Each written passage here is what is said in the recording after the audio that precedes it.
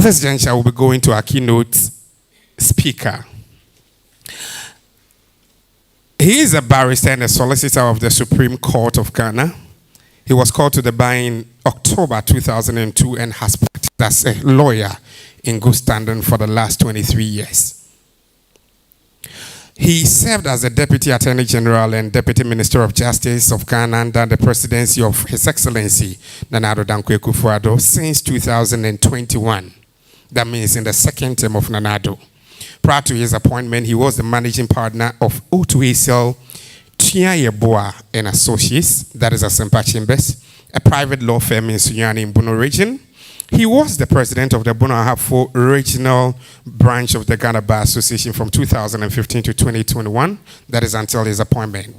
He is a part-time lecturer at the Catholic University College of Ghana. Currently, the college is not there.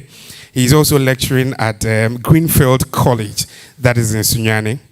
He holds a Master of Law degree, that is in law, LLM in National Security Law and Practice from the University of Ghana, a Master of Science degree, MSc, in Defense and International Policies from Ghana, Armed Forces Command and Staff College, Accra, a qualifying certificate of law from the Ghana School of Law, a Bachelor of Arts degree in Accounting and Law from the University of Ghana, and a diploma in Business Management from ICS Glasgow, Scotland. He has served as a member of the Ghana Immigration Service Council, the General Legal Council, the Legal Board, the Board of Economic and Organized Crime Office, that is the UKU, and was also the board chairman of the board of the Sunyani Nursing and Midwifery Training College. He also served on the Constitutional Review Consultative Committee, a high-powered body tasked to review the report of the 2010 Constitutional Review Commission that reviewed the Constitution of Ghana. That's under Professor J.E. Mills of blessed memory. He has served on over 30 boards and committees and has spoken on varied topics at both domestic and international seminars and conferences. Currently, he is back to manage his chamber in Sunyani after exiting public office on 6th of January 2025. He is married with 3 children and hails from Drobo in the Bono region. He is a staunch Temple of Praise member, and I just like the way he's so smooth but very sure of whatever he wants to do. Let's give up to lawyer Alfred Tuah Yeboah.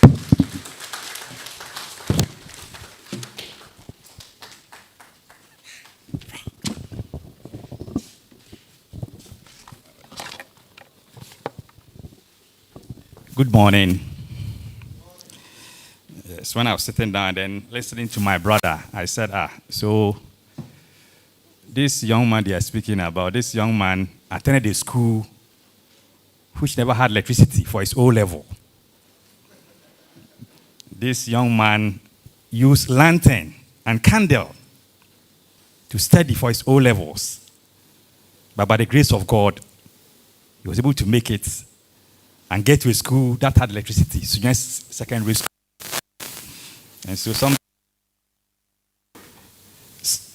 in most of the programs, I ask myself, someone from Bono region, not Sunyani,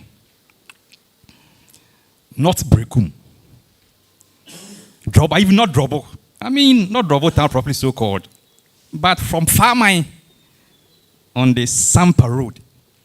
And then the other side from Katechekrum on the Kwame Sekrum Road, those of you who know German South. But I sometimes say to myself, the Lord is able to do anything that He wants to do at any time. As I stand here, I can see one of my classmates from a primary school and the O level to some extent, that gentleman knows me more than anyone in this room. He was also my university roommate at Legon. He knows much about me. Mr. Brefo Daniel. He's an Augasco boy. And then he's a St. James boy. So at Legon those days, in the late 90s, we were in the same room. We used to cook our beans together. And then sometimes people will be shouting. All manner of stuff, but I think that is the doing of the Lord. This morning, I'm here to share my thoughts with you, and then we'll see how it goes. The chairman for the occasion, my big brother, the Pro VC who just stepped out, distinguished guests, members of the media fraternity, students, ladies and gentlemen. It is a privilege to be given this opportunity to share my thoughts with you as a keynote speaker in this maiden leadership conference birthed by Integrity Network. I have to state that I'm very much impressed with the vision of the organizers and the industry that they have put in to ensure that their dream has come to fruition. My limited reading has revealed to me that the great nations of this world have all been built by purposeful discussion of issues around the table. Ghana is a model democratic state, and therefore, our quest to become one of the developed nations of this world requires that we discuss issues devoid of partisan consideration. My emphasis, devoid of partisan consideration, but there's a catch. Dispassionate and open mind is what is required. I'm making this point in view of my background as a political animal, and also the fact that I just exited office as a Deputy Attorney General and Deputy Minister for Justice. So I've warned myself. But rest assured, I'm going to deliver as an academic and not as a politician. In this address, I intend to be as open as possible without forgetting the need to also be passionate as a Ghanaian. It is with this mindset that I'm speaking to you today on the theme, Responsible Leadership, a Catalyst for Integrity, Good Governance, and National Development. Let me at the outset state that my views about leadership align with the views of John C. Maxwell, a renowned American author, speaker, and leader, when he opined as follows, quote, leadership is not about titles, Doc spoke about that, positions, or flowcharts. It is about one's life influencing another. Quotations closed. It is beyond disputation that the conditions precedent to the realization of our collective effort to national development are responsible leadership and good governance. Equally incontestable is the fact that one of the key drivers of good leadership is integrity, a very big word, integrity. Integrity connotes uprightness and selflessness. It also means doing the right thing when you are alone and when no one is even watching you. My first thesis, therefore, is integrity makes a responsible leader. But is this really true? Maybe yes, maybe no. I don't know. I'm prevaricating in giving a definite answer because history may be replete with good leaders who have some deficit in their integrity, not relating to the abuse of state resources or their power, but their personal moral conduct. What I'm saying is that integrity, you understand it. Does it mean that if we're a good leader, or you can be a good leader without integrity? And I'm not trying to give the answers. In this presentation, I'll be raising questions. I just want you to be thinking about the questions. Not because I don't want to give answers, but I want all of us to think together. Some of the questions are so nagging that when you get back home, you reflect over it. Over the years, our country has faced a myriad of economic challenges in its efforts to recover from the ripples of poverty and underdevelopment. Governments, both past and present, have explored various means to effectively minimize the biting impact of underdevelopment and poverty, while pursuing more permanent interventions to deal with the challenges conclusively. It is for this reason that many young men, in the belief of better living conditions outside the country, have resorted to seeking greener pastures abroad, forgetting that every country is facing its own challenges. In Akampalas, we say, "Babiara nowhere," to wit, nowhere is cool. Ladies and gentlemen, the questions we ought to ask ourselves are: 1, what is national development? 2, what is good governance? 3, what makes one a responsible leader? And is it possible to have good governance and national development without integrity in leadership? That question, I've posed it. Is it possible to have good governance and national development without integrity in leadership? Don't forget, maybe I have to also now behave like a lecturer. I've earlier told you that a person may be a person of integrity when it comes to the management of state resources and not plundering the state resources into his private advantage. But he may have a deficit when it comes to his moral conduct. And so any lawyer will tell you, does morality count in some of these things? I'm just trying to tease your mind on some of these things, and then we move on. In addressing the theme, I will explore these questions and give meaning to them as best as I can. So part 1 of my presentation, national development. Every individual, society, nation, and indeed the rest of the world aim to have some development.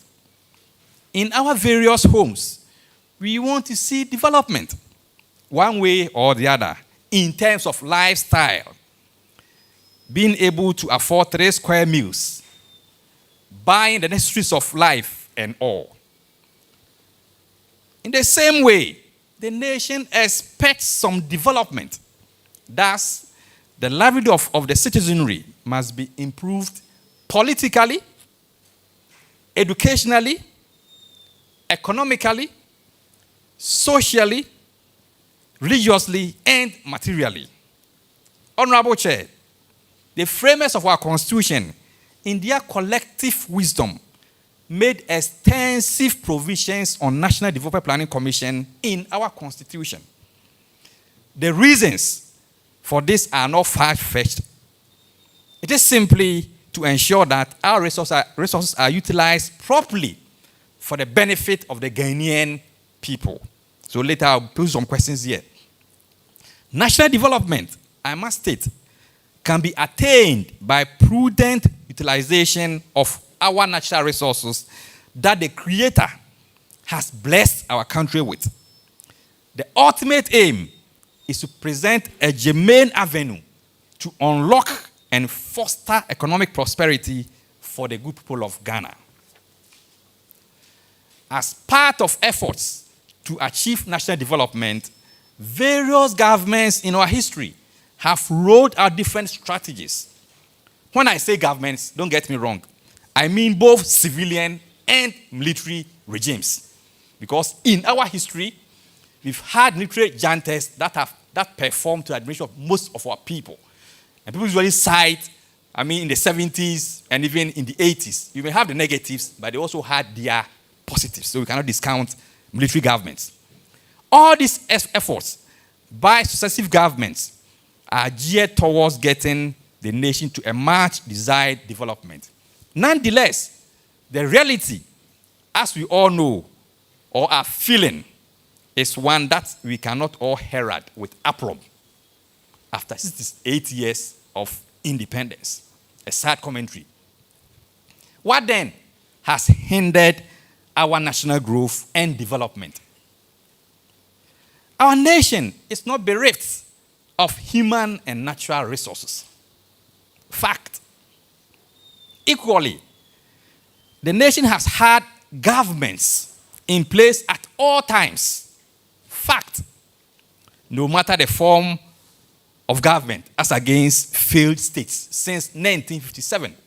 So in Ghana, we've had governments at all times since 1957. That's not something that we can contest. Again, at least in the last 33 years, we have had uninterrupted democratic administration. So, what is amiss? The answer, I dare say, regrettably, is leadership. And that's why I'm happy that we are here today to confront this topic devoid of our emotions and then have it done once and for all, if it's possible. Part 2 of my presentation, leadership.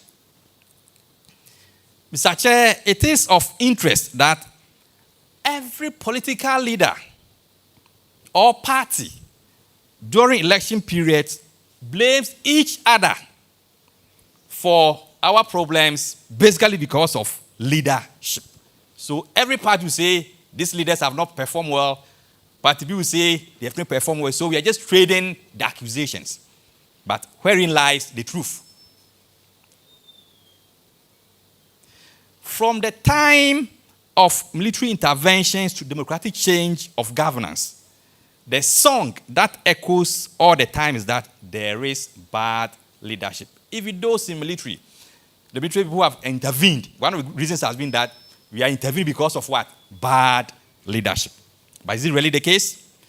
Though this may not be entirely accurate, it is equally one that must not be ignored. Leadership has been described as the ability of an individual to influence or guide followers or members of society or a nation. There are various types of leadership styles. What's of concern here is who a responsible leader is. In my sober reflection on the subject, I posed the question, does it matter how development is attained? That's the question. Does it matter? If you have a very bad leader and you can get a development, does it matter? This is a question I want all of us to ponder. But I'll try to give some answers. After all, the end justifies the means. So that is the theory of some people that forget about the process but think about the results. History is embedded with examples of nations that have developed with extreme dictatorial leadership. And that's the reason why I posed that question. Since I have decided to keep the diplomacy in me intact, I have so much to decline the invitation to mention as examples of such states. I want to keep my diplomacy intact. But without a doubt, a lot of us here can give examples of such states. Can we even say that dictators are not responsible leaders?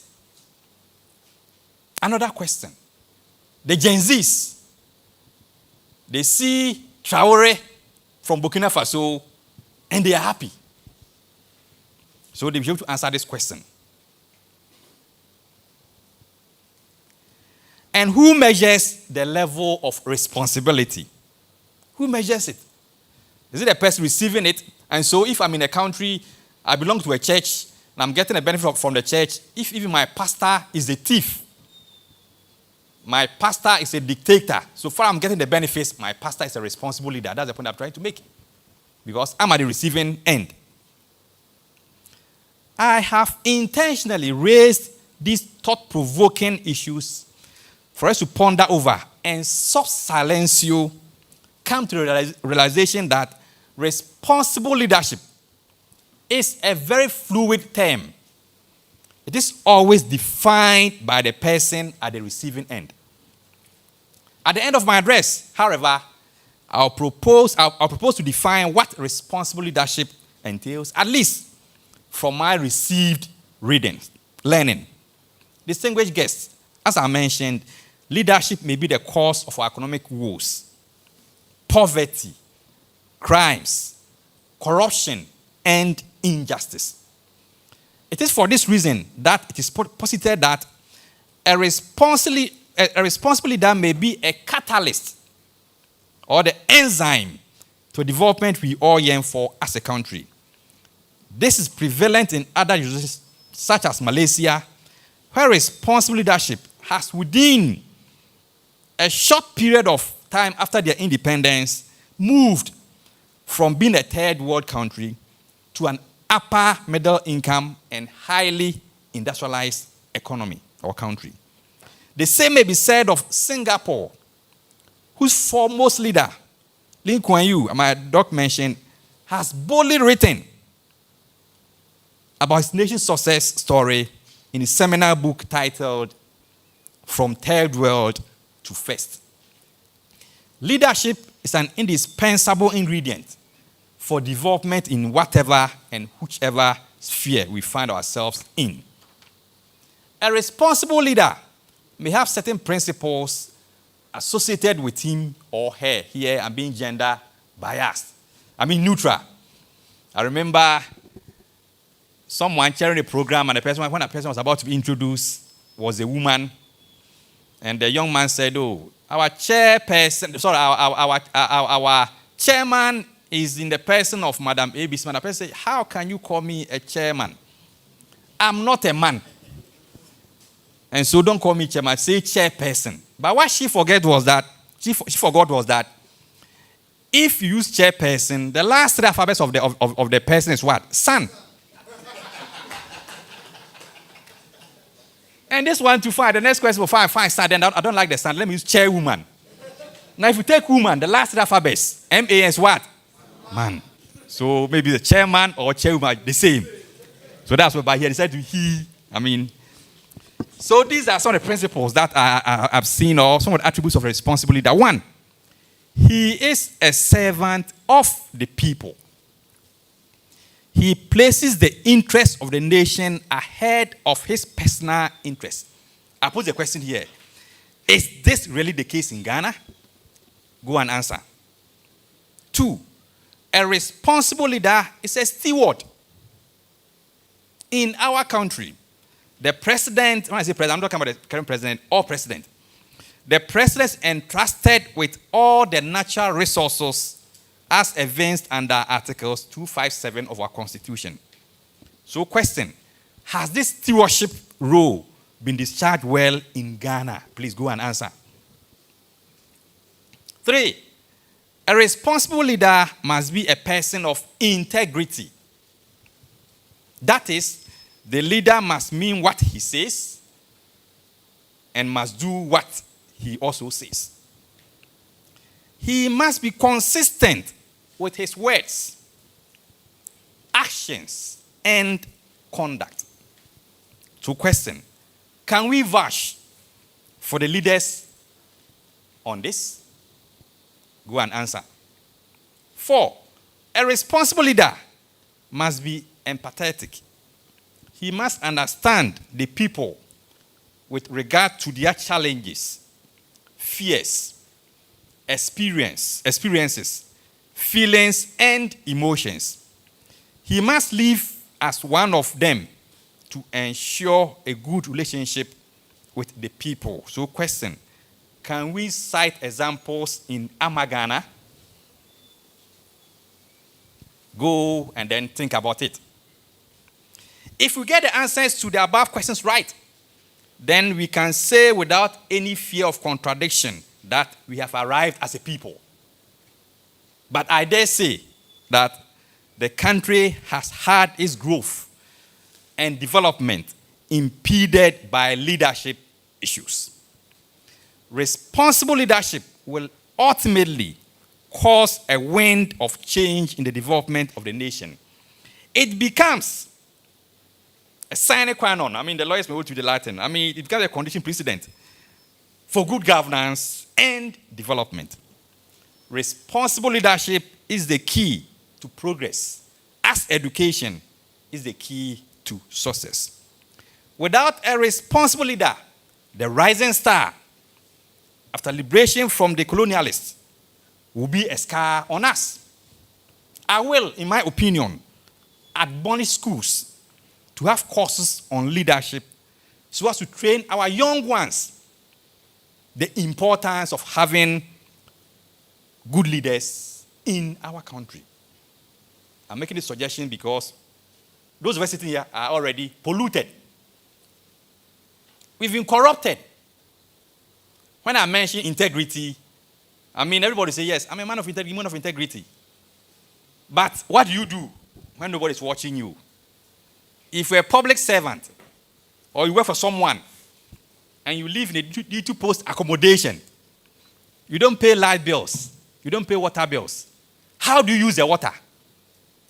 How do you consume electricity in your home? The car that you've been given as a public officer, how do you use it?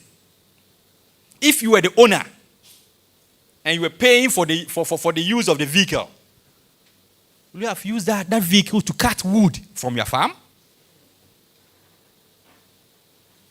Question. If all of us were saints, then definitely the word integrity will not be part of our diction. But because we are no saints, that's of integrity in our diction. And so, as we move along, please, let's look at that.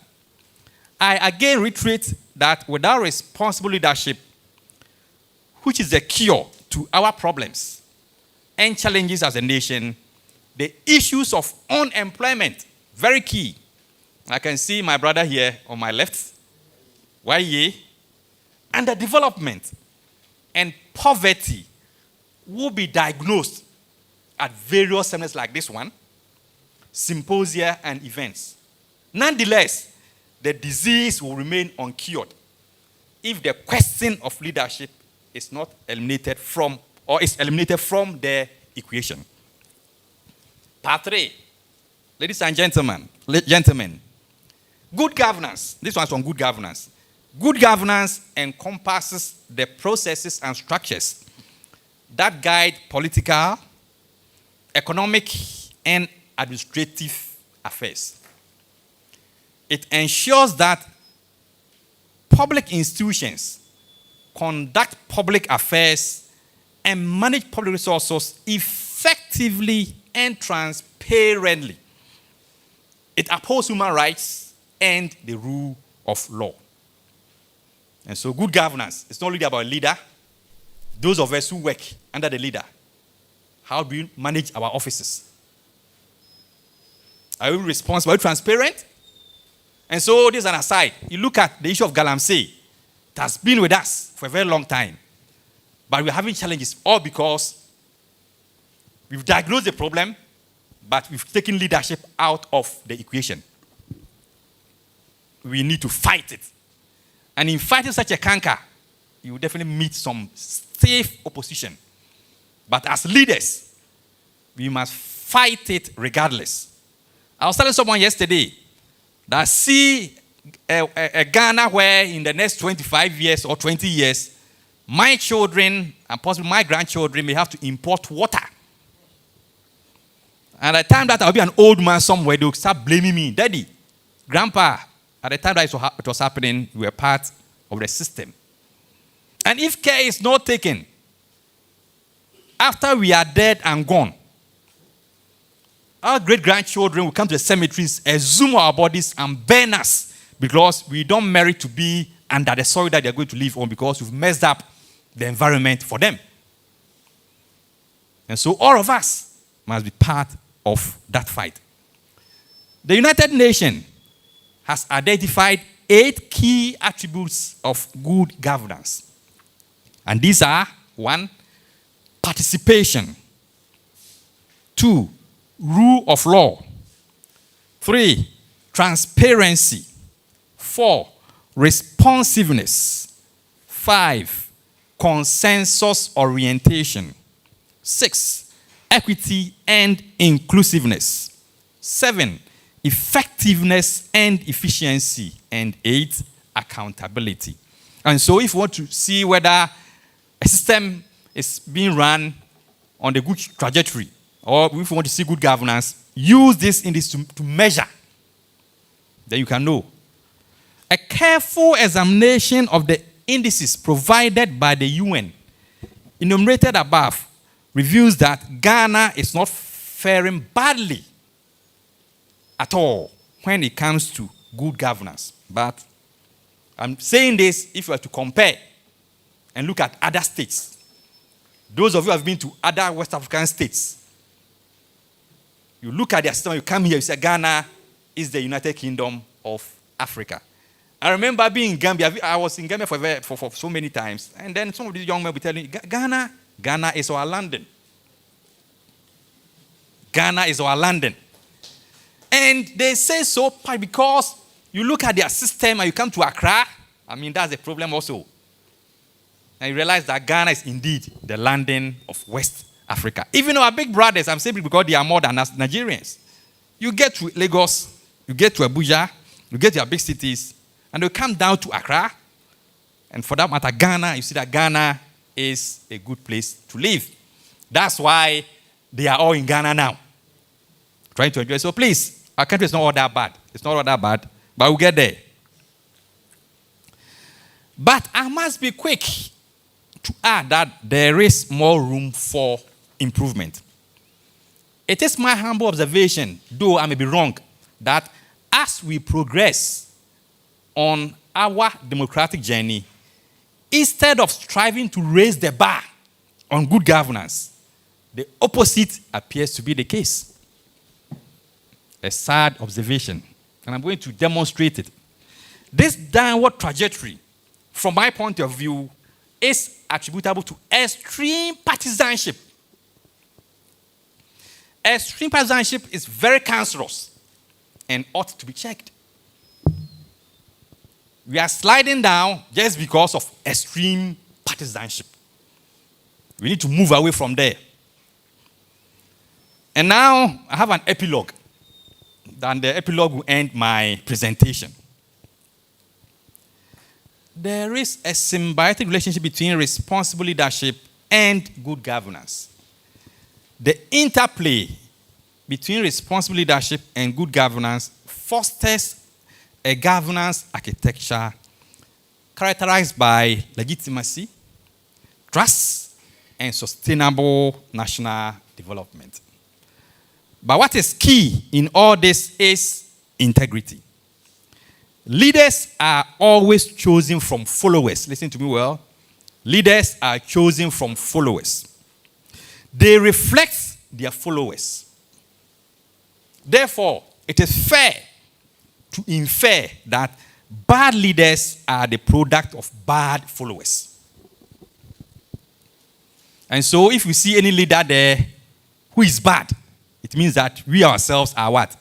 Bad. Because that person or those people were part of us. This is a bit contentious, but I've said it. Bad leaders are the product of bad followers. If this conclusion is right, then may I ask each one of us here, are we really men and women of integrity? Let me now behave like the pastor who is delivering a sermon to touch your heart. Are we indeed men and women of integrity? Search it through your heart. If the answer is yes, then we can have leaders of integrity. Looking into the crystal ball, I do not see all gloom and doom. I see hope. I see perseverance. I can feel the can-do spirit in the Ghanaian. Above all, I see the Ubuntu spirit. Togetherness is key. Oneness is needed more than ever. Let us all do our part. And with that, good leadership will smile at us. With integrity, good leadership will birth good governance. And surely, national development will not elude us. The great American Supreme Court judge, Justice Oliver Wendell Holmes, once said that there are 3 types of people. There are people who make things happen. There are people who watch what's happening. And there are people who do not have the slightest idea of what is happening. Of these 3 types of people, my question to you today is, where do you belong? Ask yourself, where do I belong? Implicit in that question is the issue of leadership. So, you are the best person to be able to ask and answer that question. Whether you are a leader or a potential leader, you know yourself better. Are you a leader? Or you think leadership is something which is never within your reach? Ask yourself that question and answer it yourself. Think about it henceforth, anytime and anywhere you find yourself. May God bless our homeland Ghana and make it great and strong. Thanks for your audience. Thank you very much.